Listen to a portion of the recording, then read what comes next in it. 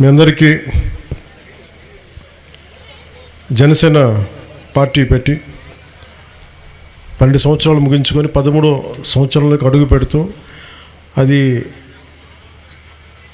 లక్షల మంది జనం మధ్య కాదు, మన నందిగరు గ్రామంలో డోలీ మోతలకు కూడా డోలీ మోతలతోటి సతమతమే గ్రామానికి విముక్తి కల్పించి అలాంటి గ్రామస్తుల మధ్య 40 కుటుంబాల మధ్య జరుపుకొని నేను మీ ముందుకు వచ్చాను.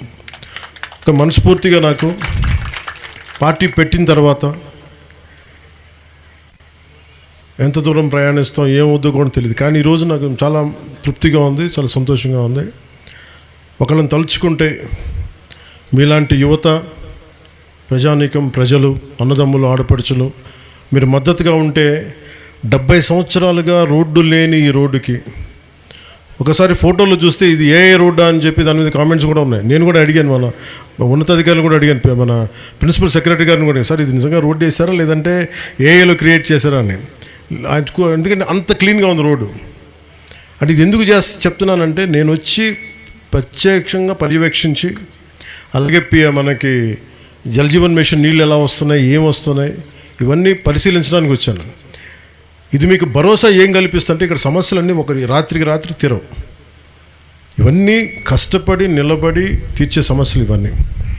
మేము ఈరోజు మీకు ఈ భరోసా ఏం కల్పిస్తే, రోడ్డు వేసినప్పుడు మీకు ఒకటే భరోసా ఏం కల్పించాలంటే ప్రధానమంత్రి గారి సహకారం కానీ, ఈ రోజున ఈ పర్టికులర్ పథకం పూర్తిగా 90% కేంద్ర ప్రభుత్వం ప్రధానమంత్రి గారి నేతృత్వంలో జరిగే నిధులు, వారు ఇచ్చే నిధుల నుంచి ఈ రోడ్లు వేయగలిగాం. ఇదే నిధులు ఇంతకుముందు కూడా ఉన్నాయి ఇదే నిధులు. ఎందుకు వేయలేకపోయారంటే ఆ డబ్బులు వాళ్ళు ఏం చేసుకున్నారో మనకు తెలియదు, మీకే వాళ్ళ నాయకులు ఎప్పుడు రోడ్ల మీదకి వస్తే అడగండి. మనం అదే నిధుల్ని మళ్లించకుండా ఇది మన పర్టికులర్లీ పీవీటీజీ గ్రూప్స్కి ఇవ్వాలి, వారి అభివృద్ధికి తోడ్పడాలన్న ఒక్క సదుద్దేశంతో ఈరోజు వచ్చి వాళ్ళు 5 సంవత్సరాలు ఉన్నారు, ఒక్క రోడ్డు వేయలేకపోయారు. ఈరోజు మనం వచ్చి మనం దాదాపు 200 మన పార్వతీపురం ఎన్ని చేసాం sir? How many kilometres we laid? Last 2 years నుంచి ఈరోజు దాకా కరెక్ట్ ఇంకా 2 సంవత్సరాలు తక్కువ 460 కిలోమీటర్ల పైచులకు ఇలాంటి రీచ్ అవుట్ అవును రోడ్లకి వేసాం. అంటే దీన్ని బట్టి నేను ఇది మీకు ఏం చెప్తానంటే ఇంకా వేయాల్సిన రోడ్లు చాలా ఉన్నాయి, నీళ్లు ఇవ్వాల్సిన నీటి కనెక్షన్లు చాలా ఉన్నాయి, పిల్లలు స్కూల్స్ని కొత్తగా పెట్టాల్సిన అవసరాలు ఉన్నాయి, ఒకటిగా సమస్యలు అనేకం వస్తూ ఉన్నాయి. ఈరోజు ఒక రోడ్డు వేయడానికి వస్తే మనకి ఇక్కడ పండే పంటకి మేము వెళ్ళటానికి పక్క ఊర్లకు పోవడానికి కొంచెం కనెక్టింగ్ రోడ్లని, ఇవన్నీ చేయడానికి మేము సంసిద్ధంగా ఉన్నామని చెప్పడానికి, పారిపోవడానికి ఉండి నిలబడి సమస్యను తీర్చడానికి ఉన్నామని చెప్పడానికి మన నందిగారు గ్రామం నుంచి నేను ఈ రోజున జనసేన ఆవిర్భావ దినోత్సవం సందర్భంగా ఎన్డీఏ కూటమి ప్రభుత్వం తరఫున గౌరవ ముఖ్యమంత్రి నారా చంద్రబాబు నాయుడు గారి తరఫున మీ అందరికీ నేను ఈ మాట తెలియజేస్తాను. అలాగే మీరందరూ, నేను మీ చేత జేజేలు ఎప్పుడు కొట్టించుకుంటానంటే మీరు వచ్చే ఎన్నికల్లో మమ్మల్ని దిగ్విజయంగా గెలిపించండి. ఈసారి పాడేరు వాళ్ళకి ఇచ్చారు, అరకు వాళ్ళకి ఇచ్చారు, ఈసారి ఎన్డీఏ కూటమిని దిగ్విజయంగా గెలిపించండి. మీరు అంటే ఇది ఎందుకు చెప్తున్నానంటే మీరు 15th ఫైనాన్స్ కమిషన్ డబ్బులు కానీ, సర్పంచులు కానీ నేను పార్టీ చూడలేదు, వీళ్ళు మనకు ఓట్లు వేసారా లేదా చూడలేదు. మీరు మా అన్నదమ్ముల, మా ఆడపడుచులు అదే చూశాను, అంతకుమించి నేనేం చూడలేదు. మీరు బాగుండాలి, మీకు కన్నీళ్ళు రాకూడదు, మీ దగ్గరికి మీరు కన్నీళ్ళు పెట్టకూడదు. మేము ఉండి పని చేయడానికి ఉన్నాం ఇక్కడ. ఎందుకంటే ఇలాంటి ఏరియాస్లోకి రావాలి అంటే మీకు తెలుసు కదా, మావోయిస్టులు ప్రాబల్యం ఉన్న ప్రాంతాలు, ఇక్కడ రావడానికి నాయకులు రారు, భయపడతారు. నాకు ఎందుకు భయం లేదంటే నేను ప్రజల కోసం పనిచేసేవాడిని. నేను ఆ బెదిరింపు నిజంగా నాకు అలాంటి ఆలోచన కూడా నాకు ఉండదు. కాకపోతే ఒకసారి నా ఒక్కడిదే కాదు కదా సెక్యూరిటీ, ఒకసారి అధికారులు కూడా వెళ్ళాలి, పోలీస్ కానిస్టేబుల్స్ వెళ్ళాలి, కమాండోస్ వాళ్ళని దృష్టిలో పెట్టుకొని సహజంగా ఏజెన్సీ ప్రాంతంలో మధ్యాహ్నం తర్వాత మీటింగులు ముగించేస్తాం. మీరు అనుకోవచ్చు ఎందుకు సాయంత్రం దాకా ఉండడం, 2 దాకా 3 తర్వాత వెళ్ళిపోతారు, ఎందుకంటే ఇది సెక్యూరిటీ ప్రోటోకాల్. ఎందుకంటే గతంలో ల్యాండ్ మైన్స్ పెట్టేవాళ్ళు, కొన్ని గొడవలు జరిగాయి, వీటన్నిటి వల్ల ప్రస్తుతం మీకు గిరిజన హక్కులకి భంగం వాటిల్లకుండా మీ హక్కుల్ని పెంపొందించేలాగే, మీ హక్కులు బలంగా ఉండేలాగే నేను మీ కష్టాలను అర్థం చేసుకునే వ్యక్తిని తప్ప మేము కూర్చోబెట్టి అటువైపు ముఖం తిప్పుకునే వ్యక్తిని కాదు. మీ కష్టాలను అర్థం చేసుకున్నాను కాబట్టే రాని వెయ్యని రోడ్లు కూడా మీకు వేయగలిగాం, ఇంత పగడ్బందీగా డబ్బులు లేవన్నా కానీ ఎందుకు పంతం బట్టి చేయించామంటే. అలాగే జల్ జీవన్ మిషన్ కూడా గౌరవ ప్రధానమంత్రి గారు 4,000 కోట్ల రూపాయలు మనకి ఇచ్చేస్తే 26 కోట్లకి 28 కోట్లకు డబ్బులు ఇస్తే గత ప్రభుత్వం వైసీపీ ప్రభుత్వం డబ్బులు తీసుకోలేదు దాన్ని. ఈ రోజున 4,000 కోట్లు ఖర్చు పెట్టి పైప్ లైన్ వేసి వదిలేశారు. అదే మన ప్రభుత్వం రాగానే కూర్చోబెట్టి కనీసం మీరు చూస్తున్నారు దాటిపోటున్న జేజీఎం ఇవి చూస్తున్నాం, ఇంటికి కనీసం 55 లీటర్ల నీళ్లు రావాలన్న ఆశ ఉంది దీనికి. ఇది మరింతగా ముందుకు తీసుకెళ్తాం. కనీస వసతులు, కనీస రోడ్లు, మీరు దారిపొడవునా నాకు వచ్చేది డ్రైనేజ్ సమస్యలు ఉన్నాయి, స్కూళ్ళ సమస్య ఉంది, లేదంటే స్కూల్ బిల్డింగ్లో సమస్యలు ఉన్నాయి, లేదా అంగన్వాడీ సెంటర్స్ సమస్యలు ఉన్నాయి.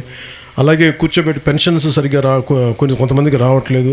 ఇవన్నీ కూడా ఎప్పటికప్పుడు అధికారుల చేత సమీక్షలు జరుపుతూ మీ సమస్యని తీర్చడానికి అనుక్షణం మేము పనిచేయడానికి మేము సంసిద్ధంగా ఉన్నాం.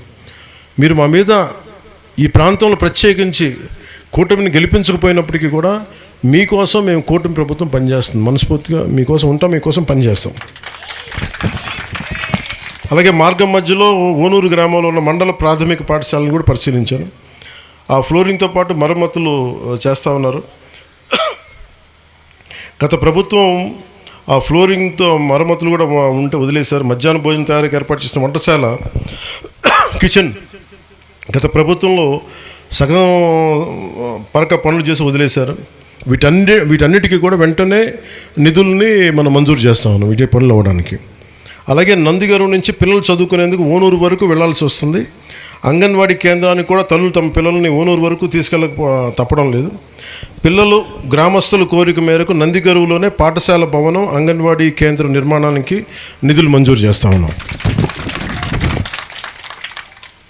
అలాగే కొత్తపాలెం గ్రామం ప్రజలు జరిగిన విజ్ఞప్తులు ఏంటంటే, ఒకటి ఒంటూరు జంక్షన్ నుండి కొత్తపాలెం గ్రామానికి 1.6 కిలోమీటర్ రోడ్డు జీరాంజీ, ఇప్పుడు నరేగా ఇది ఇప్పుడు పేరు మారి దీని పేరు జీరాంజీ పథకం కింద దీన్ని శాంక్షన్ చేస్తున్నాం ఈ కార్యక్రమం. అలాగే అంగన్వాడీ సెంటర్ అసంపూర్తిగా ఉన్న ఈ కొత్తపాలెం గ్రామ ప్రజల్లో అంగన్వాడీ సెంటర్ అసంపూర్తిగా ఉన్న స్కూల్ బిల్డింగ్ కూడా ప్రభుత్వం నుండి దీన్ని శాంక్షన్ చేయిస్తాం. అలాగే నిన్న జరిగిన క్యాబినెట్ సమావేశంలో రాష్ట్రంలో ఎంవిఎస్ స్కీమ్స్తో పాటు మల్టీ విలేజ్ స్కీమ్స్, ఒక గ్రామానికి కాదు, ఒక గ్రామాల సముదాయాన్ని కలిపి గ్రూప్ని కలిపి ఎంవిఎస్ స్కీమ్ ఇది.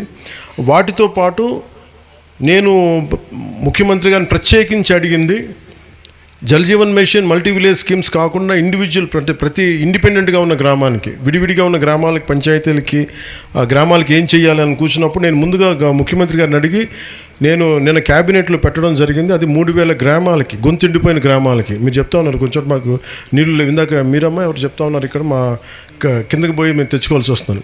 అలాంటి గ్రామాలని గుర్తించి మీకు వెంటనే నీటి సదుపాయం సాధ్యమైనంత త్వరలో కూర్చొని ఏర్పాటు చేసే బాధ్యత కోసం మేము 3,000 గ్రామాలని నిన్న క్యాబినెట్లో శాంక్షన్ చేయించాం. ఆ పనులు కూడా జరుగుతాయి. అలాగే రేషన్ షాప్కి బిల్డింగ్ కావాలని కోరారు. అలాగే గిరిజన కోఆపరేటివ్ కౌన్సిల్ ద్వారా, జీసీసీ ద్వారా కూటమి ప్రభుత్వం వెంటనే దీన్ని మంజూరు చేస్తూ ఉంది. అలాగే పాడేరు నుండి నేను వచ్చేటప్పుడు దారిలో నర్తనపల్లి, కిండంగి, ఓనూరు, అలాగే నందిగరువు మనం చూసాం. శానిటేషన్ మెరుగుపరచడానికి పంచాయతీరాజ్ శాఖ గ్రామీణాభివృద్ధి చేపడుతున్న మ్యాజిక్ డ్రైన్స్ని, ఇందాక మీరు అడుగుతున్నారు మన నందిగరువులో కొంచెం డ్రైన్స్ బాగాలేవంటే అది వెంటనే దానికి మ్యాజిక్ డ్రైన్స్ అని చేయిస్తాం. అది వెంటనే శాంక్షన్ చేయమని పంచాయతీరాజ్ గ్రామీణాభివృద్ధి శాఖ ప్రిన్సిపల్ సెక్రటరీ గారిని, అలాగే పిఆర్ కమిషనర్ గారిని, అలా జిల్లా కలెక్టర్ గారిని కూడా మనస్ఫూర్తిగా నేను అడుగుతున్నాను ప్రజల తరపు నుంచి. దయచేసి వాటిని మంజూరు చేయమని కోరుకుంటా ఉన్నాను. అలాగే కిండంగి గ్రామానికి చెందిన సుశీల్ గారు, మీకు మీ ఇల్లు శాంక్షన్ వెంటనే చేయిస్తాం, అది పిఎం జన్మన్ ద్వారా వెంటనే చేయిస్తాం. అలాగే తీయగడ్డ గ్రామం నుంచి ఓనూరు నుండి 3 కిలోమీటర్ల రోడ్డు కావాలని అడిగారు. దీన్ని పరిగణలో తీసుకొని ఒక్కసారి డీటెయిల్గా పరిశీలించి దీన్ని ముందుకు తీసుకెళ్తాం. అలాగే జేజీఎం ద్వారా 5 లక్షలతో తాగునీటి సమస్యను పరిష్కరిస్తాం. దీన్ని నిన్న క్యాబినెట్లో కూడా దీన్ని ఆమోదించాం. ఈ తీయగడ్డ గ్రామం ఉంది నిన్న ఆమోదించిన గ్రామాలు, క్యాబినెట్లో ఆమోదించిన గ్రామాలు. అలాగే ఓనూరుకు సంబంధించిన కొర్ర లక్ష్మి గారు, మీరు కూడా అడిగారు, దీనికి మ్యాజిక్ డ్రైన్ శాంక్షన్ వెంటనే ఏర్పాటు చేస్తాం. అలాగే వంటలమామిడి గ్రామానికి కూడా నిన్న వంటలమామిడి గ్రామస్తులు కూడా నన్ను అడిగింది అంటే మాకు నీటి ఇబ్బందులు ఉన్నాయంటే అది కూడా జేజీఎం ద్వారా నిధులు మంజూరు చేసాం. ఖచ్చితంగా అది మీ గ్రామం ఉంది, అది కూడా నీటి సమస్య తీరుద్ది. అలాగే చంద్రరావు గారు, మీరు సికిల్ సెల్ ఎనీమియా మీరా మాట్లాడతా బాబు? అక్కడ ఎవరు, మీరు ఒకసారి ఇట్రండి.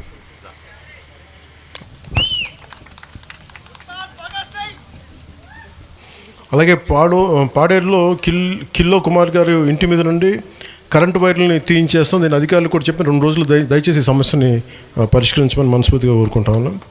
అలాగే జీవో నెంబర్ 3ని తిరిగి పునరుద్ధరణ చేయమని అడిగారు. దీన్ని ఖచ్చితంగా సీఎం గారి దృష్టికి నేను తీసుకెళ్తాను. అలాగే దీని క్యాబినెట్ కూడా మాట్లాడతాను.